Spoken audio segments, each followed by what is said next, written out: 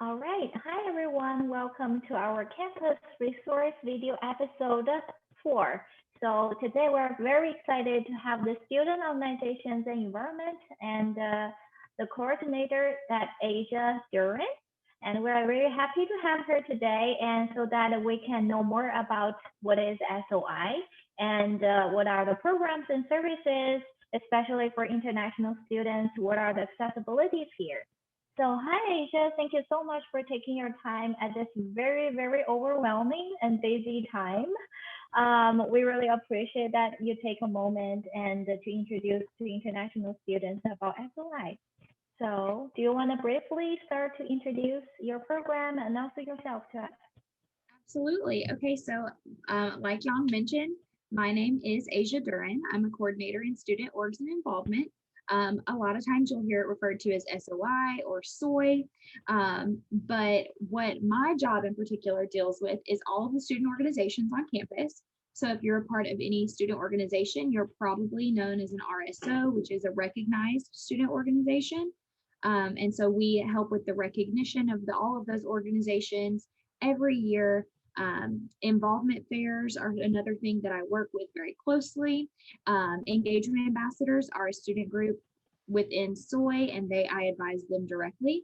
And they are here to help any student interested in getting involved.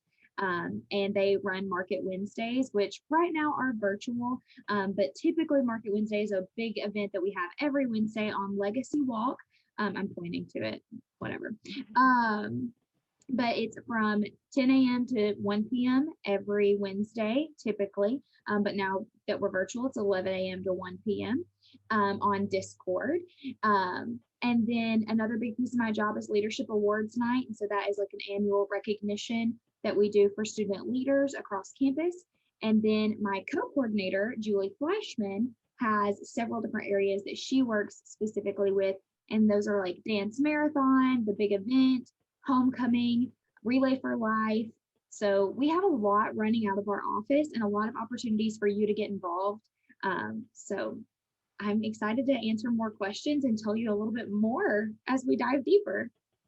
Yeah, absolutely. Those sounds wonderful, and it does give us a general idea about this program it looks like. And I appreciate for like a very vivid example that really makes us to like we can vision what is the SOA mean because sometimes with so many services and programs provided to international students, sometimes non-English speakers, it's really confusing sometimes. But those examples are really good. Thank you so much. But I have, first of all, I have some like general questions. So it is open for all FSU students, including international students. So Absolutely correct. So student orgs and involvement is for everybody. You can be involved in any portion of our office that you would want to be. And like one big thing that I would say for international students, especially to get involved with, is reach out and set up a consultation with an engagement ambassador. You can do that through emailing soi@fsu.edu or ea@fsu.edu. And we can set you up with somebody that will walk you through like what you should get involved in on campus. Like, what are your interests? And it's a very personalized experience. It will literally, I mean, right now that we're virtual, it would be like a Zoom call like we're having right now. And you would just go through like what you're interested in, what maybe you've never done before, but you want to, and just walk you through NOCentral, which we'll talk about more too. But there's just a lot of opportunities for you to get involved, and it's completely free. And it is something that we want all students to utilize. But I think if you're an international student, then like you need to find your fit on campus. Like that is going to make you feel connected to FSU, and that's what we want to do. We want to create that home away from home for you. And I think that student orgs and involvement is a great place to start. I mean, obviously, other than your office. yeah, I mean, I absolutely agree with that because staying connected with the US campus is definitely one of the struggles of international students, no matter for undergrad or graduate students. So you mentioned a really good point about like how do we stay connected to the campus even though from probably a role of being an organizer, starting a student organization, or being a attendee to participant events of SOI. So since we talk a little bit about the NOCentral, can you tell us more about like what is NOCentral, what is purpose and role? Absolutely. So NOCentral is, well, let me ask, should I share my screen and show you more about it, or should I just walk you through it? Okay, one second. Let me pull it up then, because it'll be easier for you to visualize. Okay. So NOCentral is just this student hub, basically, for student organizations to find out about events going on campus. For you, if you're in an organization, to keep up with news and updates. It's just a really good place to get information. But you log in with your FSU ID and password, just like you do with everything else. I'm going to go ahead and share my screen. Okay, perfect. Okay. And so this is also, if I'm looking away, I have multiple computer monitors. Just want y'all to know. I always feel like I want to be connected. But okay, so this is NOCentral. You would log in with your FSU ID and password. The way to get here, the web address is nolcentral.dsa.fsu.edu, and I will highlight it so that you can just notice that up there. Well, I said I would, but you see, and it's very simple. Again, log in like you do with everything else. But the first thing that you notice here is, or the first things I notice is this search bar, and then right underneath it, those are announcements. If you're not already a part of an organization, they might not apply to you. If you are a part of an organization, they probably do apply to you, but always check them out regardless. But what I want to do is just show you the basic overview of how you should like utilize NOCentral if this is your first time logging in for you to get connected. Two main ways. The first thing, if you know, like I want to be involved in basketball, you love basketball. I don't know what you love, but maybe you can use this search bar to type in the word basketball, and you will see we have a club basketball team. And so you could click on that and find out more information about the organization very simply. If you're interested in getting more information than what you're allowed to see here, you can always click join. Most organizations have membership applications or different processes. And so they might not let you join immediately. But what I do recommend is hitting this contact button, and that will email the president of the organization and let them know that you're interested. Just like tell them, hey, I'm really interested in joining your organization. What do I need to do? Other than that, if you're just like, I don't even know where to begin, I'm just interested in being involved. All you need to do, say you're on the home page. Also, you can always click the NOCentral icon up at the top left-hand corner to get back to the home page. But you will always see these little tabs at the top of the page. And if you go to this organizations tab, you can look through almost 700 organizations that we have on campus. You can scroll through. I don't recommend just taking hours to do that. But what I do recommend is going over here to categories, and you can select what you are interested in. So maybe you're like really into community service, and maybe you are really like, maybe you're a graduate student, click graduate. And so those are the things you want to stick to. Then you have narrowed down significantly the organizations that are going to be shown to you. So like it says, well, there's 423, but out of 700 and something, that is narrowed down a lot. Exactly. But I think it's just a good tool for you to have to find what you're interested in. And a lot of organizations, some of them do have membership applications, but a lot of them are just come to our next meeting. And their meeting times are generally posted here on their NOCentral pages. And so it's just a great way to see what you're interested in. However, another way to get involved and not actually join organizations or just to see like what events are happening on campus is to go to this events tab. And in that one, that is all of the organizations are able to submit event proposals through NOCentral to have their events publicized. So you see that today and tomorrow, Club Down Under was handing out tea kits, doing grab and go programming, and you were going to be able to pick up your tea to make at home later.